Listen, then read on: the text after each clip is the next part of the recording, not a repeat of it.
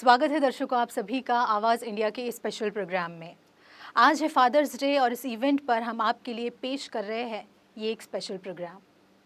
अपने बच्चों को अच्छे से अच्छा बचपन देना, उनकी ज़रूरतों को पूरा करना हर माँ बाप का सपना होता है। यूँ कहें कि बच्चे के आ जाने से परिवार की प्राथमिकताएं ही बदल जाती है। जहाँ युवा अवस्था में हर इंसान अपने शौक़ पूरा करने में पैसे दोनों हाथों से उड़ाता है, वहीं एक नन्ही सी जान के आ जाने से उनके शौक़ पीछे छूट जाते हैं। तब बच्चों की ज़रूरतें, उनके लिए आराम की वस्तुएं जुटाना ही प्राथमिकता हो जाती है। हम सब कहीं ना कहीं अपनी सारी शक्ति अपने बच्चों को एक आरामदायक ज़िंदगी देने में लगा देते हैं। फिर भी महंगाई के इस दौर में बहुत कुछ ऐसा होता है जिसे हम चाह कर भी पूरा नहीं कर पाते हैं। इस दौर में जहां अपने बच्चों की ज़रूरतों की पूर्ति करना ही एक बड़ा सवाल है, ऐसे में किसी दूसरे के बच्चे का भविष्य संवारने की कौन सोचता है। हमारा तो पूरा जीवन सिर्फ और सिर्फ अपने बच्चों की ज़रूरतों और उनके बेहतर भविष्य के निर्माण की कोशिश में ही गुजर जाता है। लेकिन हमारे बीच कुछ ऐसे भी लोग हैं जिन्होंने उन बच्चों के बारे में सोचा जिनके बारे में कोई सोचने वाला नहीं था। उन्होंने खुद अपनी संतान पैदा न करके उन बच्चों के लिए कुछ करने की सोची जिन्हें बेहतर जीवन नहीं मिल पा रहा था। हम बात कर रहे हैं थाईलैंड की रोजाना वेनिज कामले और उनके पति आईएएस डॉक्टर हर्षदीप कामले सर की। इस दंपति की अपनी कोई संतान नहीं है, लेकिन यह हजारों बच्चों के माता पिता होने का फर्ज बड़े प्रेम से निभा रहे हैं। आज है फादर्स डे और इन्हीं पर है आज की हमारी विशेष रिपोर्ट। फादर और मदर दोनों की भूमिका यह दंपति बड़े बखूबी से निभा रहे हैं। त्याग और समर्पण से सराबोर प्यार के इस खूबसूरत एहसास को यह लोग काफ़ी संजीदगी से जीते हैं। डॉक्टर हर्षदीप कामले सर विलक्षण एवं अद्वितीय प्रतिभा के धनी हैं। उनके व्यक्तित्व में स्मरण शक्ति की प्रखरता, बुद्धिमत्ता, ईमानदारी, सच्चाई, नियमितता, दृढ़ता, इन सब का अद्भुत संगम है। बुद्धिज्म तथा सोशल एक्टिविज्म में वो हमेशा अग्रणी होते हैं। आईएएस बनने के बाद प्रशासकीय कार्य में व्यस्त होने के बावजूद भी उन्होंने कई ऐसे अतिविशिष्ट कार्य किए हैं जो हर किसी के लिए संभव नहीं था। यवतमाल में उन्होंने समता तथा स्मृति पर्व के माध्यम से समाज के सभी वर्गों को इकट्ठा करके सामाजिक परिवर्तन की नई मिसाल स्थापित की। डॉक्टर हर्षदीप कामले सर की प्रेरणा से डॉक्टर बाबा साहब अम्बेडकर की 125वीं जयंती मुंबई के बांद्रा कुर्ला कॉम्प्लेक्स में शानदार तरह से मनाई गई, जिसमें फिल्म अभिनेता आमिर खान से लेकर कई जानी मानी शख्सियत इसमें शामिल हुई। पहली बार डॉक्टर बाबा साहब अम्बेडकर को शास्त्रीय संगीत के माध्यम से, भीमांजलि के माध्यम से आदरांजलि अर्पित की गई। पंडित भीमसेन जोशी, पंडित हरिप्रसाद चौरसिया, उस्ताद भवानी शंकर जैसे संगीत क्षेत्र के दिग्गज हस्तियों ने बाबा साहब को सांगीतिक आदरांजलि अर्पित की।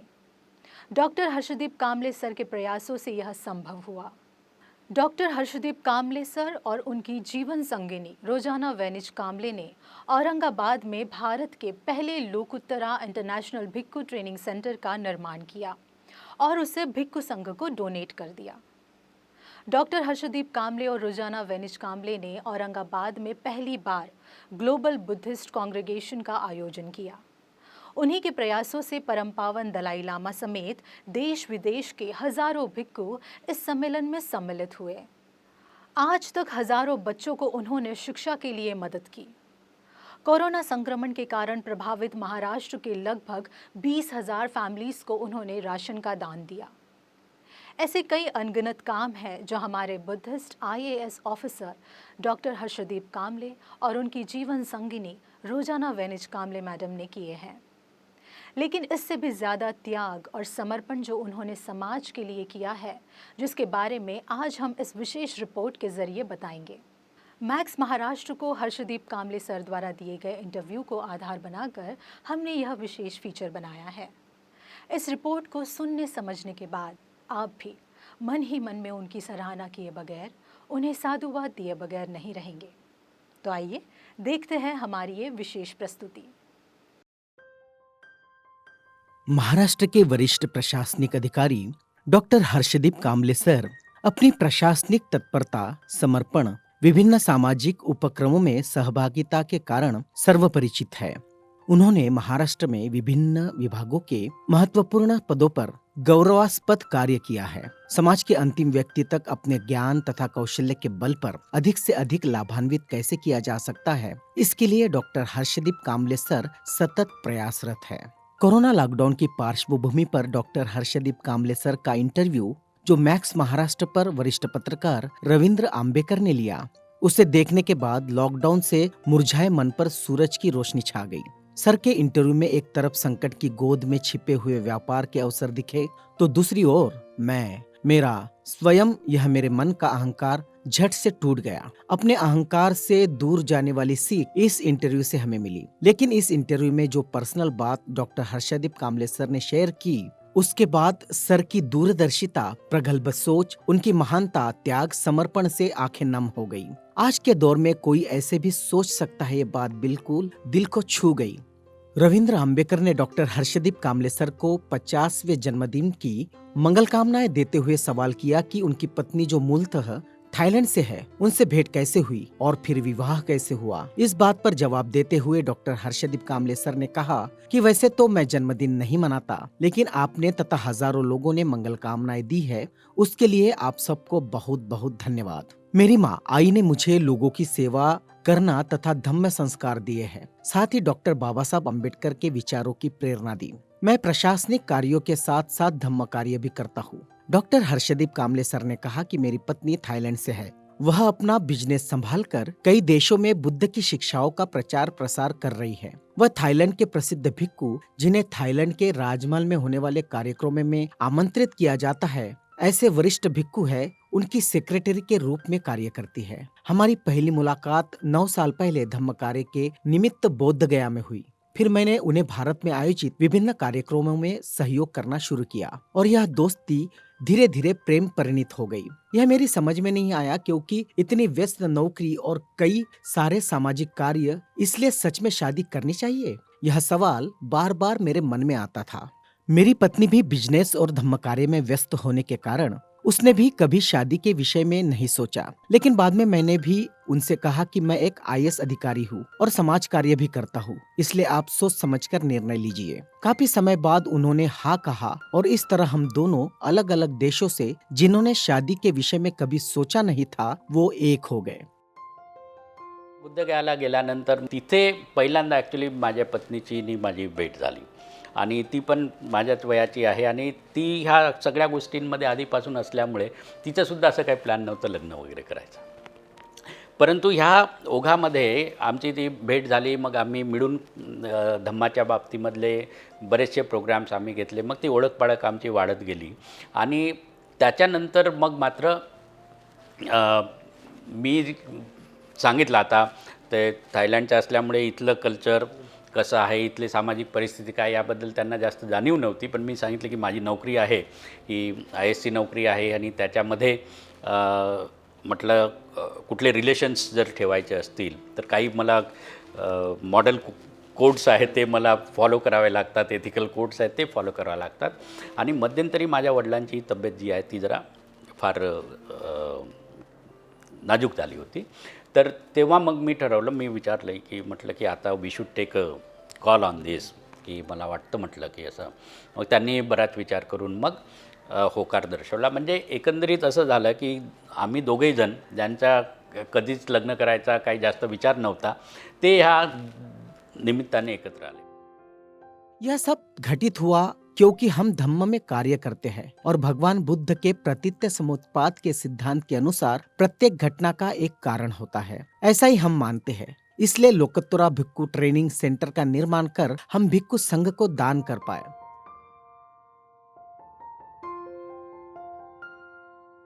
कुशलकर्म जे आहे, दानपारमिता जी आहे, जसं ते सेंटर बांधून आम्ही भिक्खू संघाला दान करून टाकलेलं आहे. कारण शेवटी आपण जाताना काहीच घेऊन जात नाही.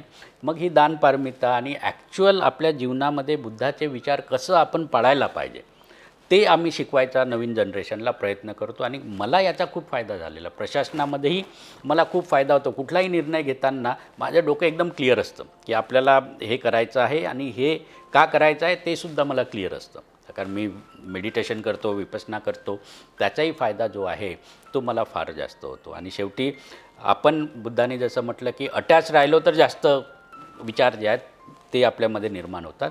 तर कुठल्याही गोष्टीकडे जशी आहे तसं बघणं, तसं जर आपण ठेवलं तर त्याचे सोल्युशन्स खूप चांगले निघू शकतात. आणि ह्या अशा एकंदरीत याच्यामुळे आम्ही दोघांचे विचार आमचे मिळत असल्यामुळे, मिळते जुळते असल्यामुळे ह्या धम्माच्या विचारांनी आम्ही एकत्रित आलो. आणि आमच्या हातून जे आहे माझं ऑफिसचं वर्क सोडून बाकीचं जे मी काम करीत असतो, तर कारण ऑफिसच्या कामामध्ये आपण दक्ष राहायलाच पाहिजे, कारण ती पब्लिक सर्व्हिस आहे. त्याच्या व्यतिरिक्त मग एक इंडिव्हिज्युअल म्हणून मी माझं पर्सनल टाईम जो आहे तो अशा कुशल कामासाठी जास्तीत जास्त द्यायचा मी प्रयत्न करत असतो. त्याच्यासाठी मला फार मोठी प्रेरणा माझ्या पत्नीकडूनच मिळते. आणि असं दोघेही मिळून आम्ही ह्या कारणामुळे एकत्रित आलो. आणि मला नेहमी वाटतं की बुद्धांनी जे म्हटलेलं होतं, everything in the world is related. It's is one thing. कारण एक गोष्ट असेल तरच दुसरी गोष्ट उत्पन्न होतं. तो प्रतित्य समुत्पादाचा जो प्रिन्सिपल बुद्धिझमचा आहे तो मला तरी वेळोवेळी जो आहे तो जीवनांमध्येही जाणवत असतो. आणि त्याच्याचमुळे आम्ही एकत्रित आलो की काहीतरी आमच्या दोघांच्या हातून मिळून घडणार होतं, त्यामुळे आम्ही एकत्रित आलेलो आहे. आणि ते आता ॲक्शनमध्ये येत आहे आणि त्याचं खूप समाधान जे आहे ते मला. इसके पश्चात रविंद्र आम्बेकर ने डॉक्टर हर्षदीप काम्बले सर से प्रश्न किया कि आप युवाओं के लिए बहुत कुछ कार्य करते हैं। कई बच्चों को आपने शिक्षा के लिए गोद लिया है, फिर आपके अपने बच्चों का क्या? इस सवाल पर डॉक्टर हर्षदीप काम्बले सर का चेहरा गंभीर हुआ। कुछ पल वो निशब्द हुए।